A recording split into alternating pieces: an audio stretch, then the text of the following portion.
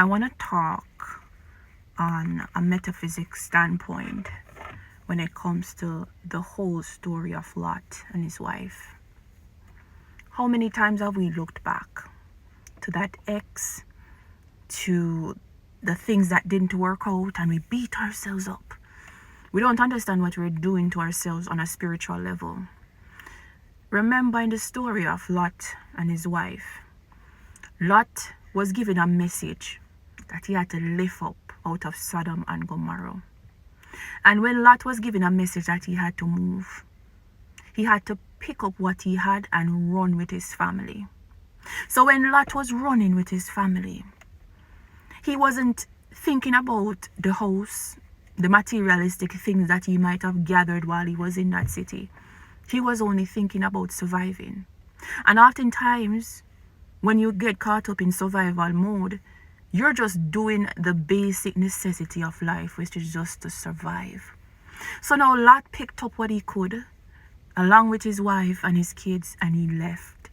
And the angels instructed Lot and his family, go, and no matter what, do not look back. And Lot followed the instructions.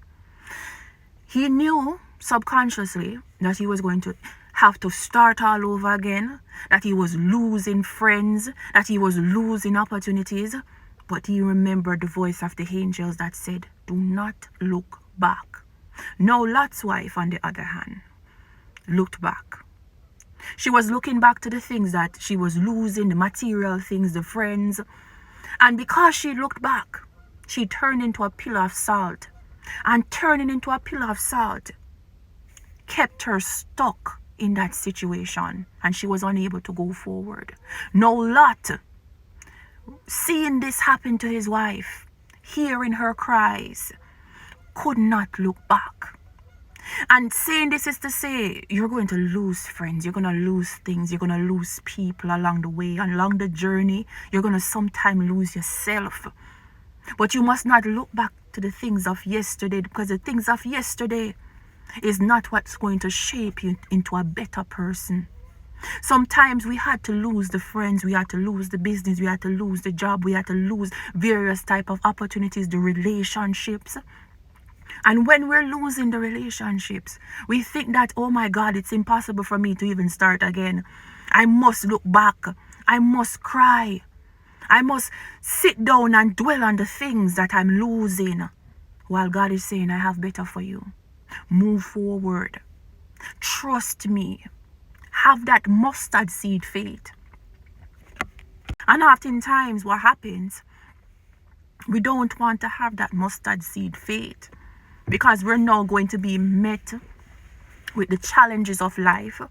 The persons that are now going to look at you and think that you're losing at life. How come you haven't had a car yet? How come you don't have your house yet? How come you don't have a partner yet? How come you don't have kids yet? And people are going to now try to tear you down because of the things that you might have not accomplished yet.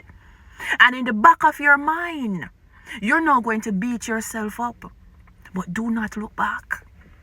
Do not allow the oppression of yesterday to blight your future for tomorrow. Do not allow the things that you did wrong to now impact who you become in life. Do not. Rarely do they make comparison. But there was a part in the Bible where they gave an analogy where it says, do not be like Lot's wife.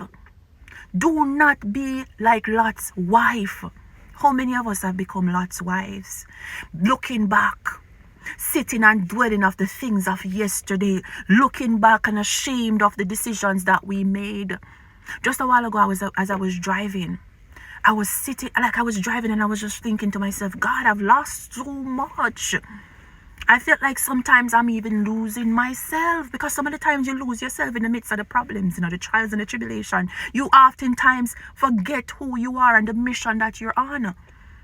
But sometimes you gotta catch yourself, because when you get too caught up in the flesh and the materialistic things of the world, you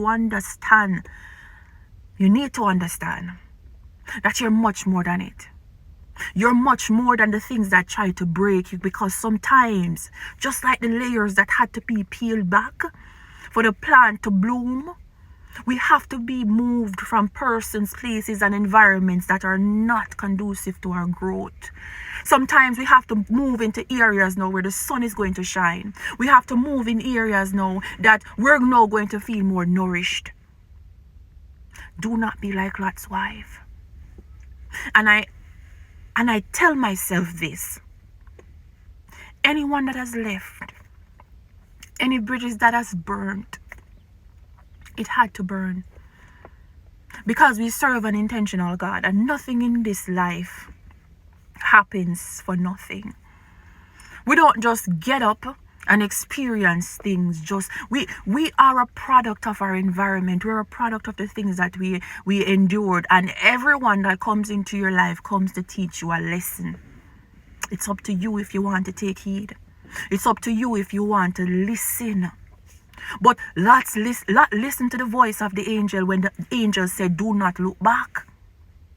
He listened even when his wife was crying out in agony. He did not look back. There's a lot of us that needs to take heed to these messages. Do not look back. Sometimes we look back and we fall. And when we fall, we ask God, but God, why did I fall like this? And God was saying, I instructed you to go forward. Do not just use the Bible as just secular history. The Bible is a way of life. It's a way of how we're supposed to live our lives every single day. It teaches us things about ourselves, especially when you're going through your tribulation moments. You're not losing things. You're gaining better perspective. You're gaining different tools that will help you along the journey of life. So yeah, I sitting down right now in my car, and I'm absorbing this message. You're not losing. It might look like you're losing now, but you're actually winning. Because everything that you're shedding, you're supposed to shed it. Just like you're shedding the weight in a spiritual way. You're shedding all the things that will not help you in the future. So move forward in confidence that everything is working out.